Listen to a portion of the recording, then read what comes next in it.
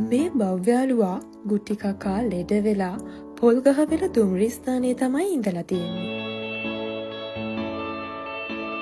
ඇඟ පුරා කුෂ්ඨ රෝගයත් සමග අසරණ වුණු එයාව දැකපු කරුණාවන්ත මහත්මියක් එයා ගැන අපිට දැනුම් දුන්නා.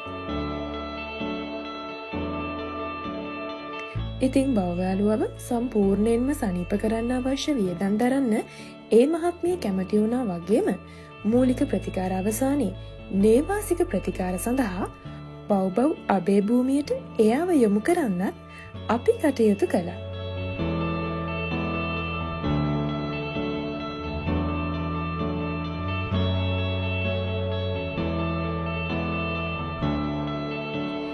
එයාට සම්පූර්ණයෙන්ම සනීප වුණ නිසාම එයාට අලුත් පවුලක් එක්ක නිවසකුත් ලැබුණා.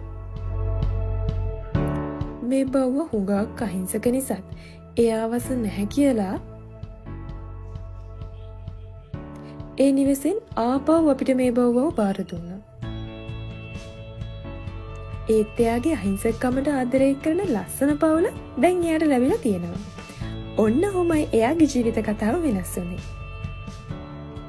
ඉතින් මේ වගේ ජීවිත වෙනස් කරන්න දායක වෙන බව් එක්ක අත්වැල් බැඳන් ඉන්න ඔයාලා හැමෝටම ගොඩාක් ස්තුතියි.